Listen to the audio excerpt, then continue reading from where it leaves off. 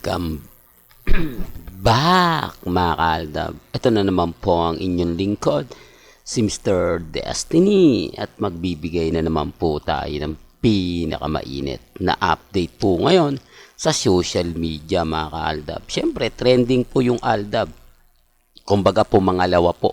Di po ba? Dapat ang trending ngayon si Katniel, si Andrea. Di po ba? Pero bakit nga po ba nagte-trending ang aldab? O baka sabihin nyo, hindi pinag-uusapan yan ha? Sa mga nagsasabi po na wala ng aldab. Sa mga nagsasabing kasama na nga po daw sa hiwalayan ng aldab. Paano pong nakasama? Hindi naman po sila umamin. Wala naman pong aminan ang nangyari. Di po ba? Etong mga to, hindi po ito love team. Totoo pong nagkaroon sila ng relasyon. Totoo pong naging sila. Di po ba? Ang ibig kong sabihin, o baka may sabihin na naman, ay ganun pala Mr. Destiny. Ang ibig kong sabihin, ito yung mga umamin. Ito yung mga pilalandakan po talaga ng management nila. Pansin nyo, si Alden lang po, si Maine lang po ang hindi nakakontrata sa GMA. Kaya nga po hindi na sila pinagtambal pa eh. Pero siguro kung si Mengay po, pumirma sa kagustuhan ng GMA Kapuso at naging GMA Artist Center siya. Yung mga panahon na yan, wala pa po kasing Sparkle eh. Ang tawag pa ng GMA Artist Center. Di po ba? Nakasama siguro si Mengay dyan. Malamang sa alamang. Di po ba na silang dalawa ni Alden Richards ang kumbaga magkasama. Tapos siguro palalabasin din nila na break up na rin. Pero wala, yan ang kagandahan po. Kaya nga po kami trending, kaya nga po kami viral. Dahil din po sa mga bali-balita, dahil din po sa mga kaganapan. Sabi ko nga po sa inyo dito po sa channel ni Mr. Destiny, lahat po ng mga gusto nyo pong mapanood, mapakinggan. Alam nyo po, i-remind ko lang po ngayon trending ang aldab, bahala na po sila kung ano yung sasabihin nila.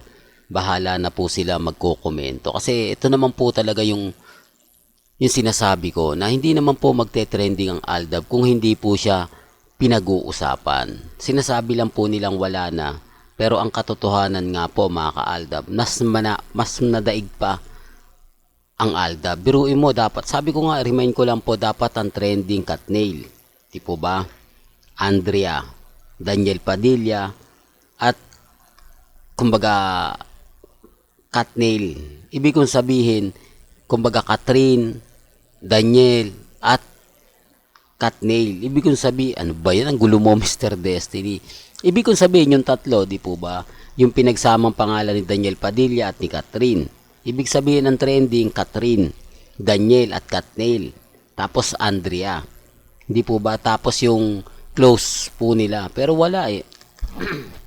Ang trending pa rin po, walang iba kundi ang aldab.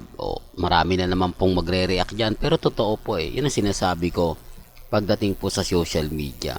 Ito yung sinasabi ko na depende na lang po sa inyo kung ano yung ipapaliwanag po ninyo at kung ano yung sasabihin ninyo. Sabi ko nga dito po sa channel ni Mr. Destiny, kung ano lang po yung latest, kung ano lang po yung trending, dun lang po tayo. Sa ngayon tayo yung panalo. Sa ngayon tayo yung wagi. Sa mga nagsasabi ng ganito ganyan, relax ka lang. Di po ba? Ang dami kasi mga nagsasabi ngayon na keso ganito, keso ganon. Relax lang po kayo. Huwag po kayong padadala sa mga sinasabi ng iba. Pahayag po ng iba. Basta ako kampante lang.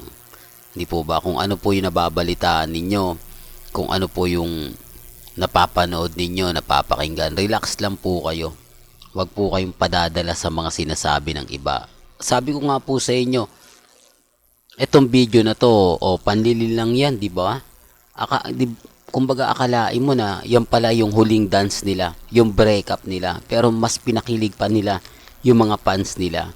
Di po ba? Sino ngayon yung gumagamit? Sino ngayon yung sa tingin nyo ang nagsasabi ng totoo? Kaya nga po yung mga fans ng Katniel, tuwan-tuwa yung nakita na yan. Halos isampal nga po yung katotohanan na hindi sila break, wala silang ganito, wala silang ganon, di po ba? Kaya nga po sabi ko sa inyo, depende na lang yan sa sitwasyon.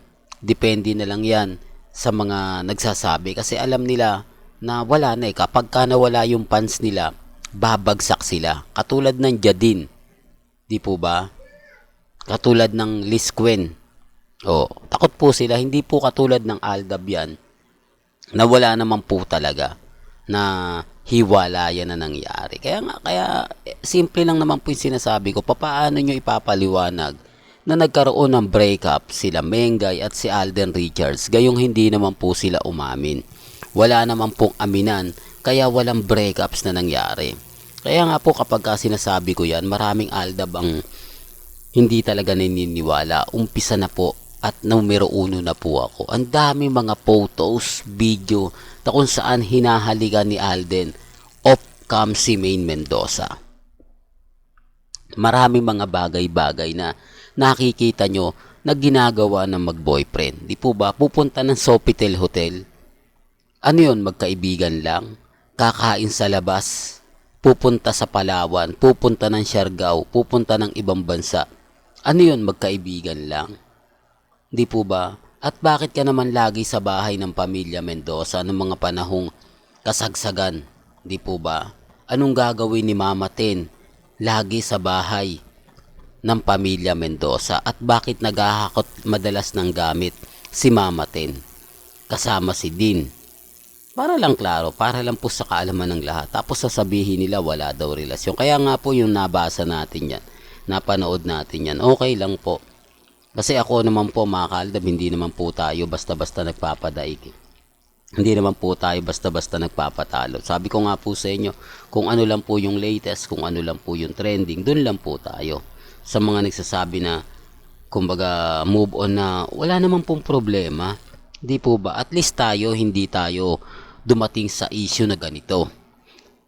Hindi tayo dumating sa nagbigay ng statement si Maine Mendoza sa publiko na hiwalay na kami ni Alden Richards. Ganun din si Alden.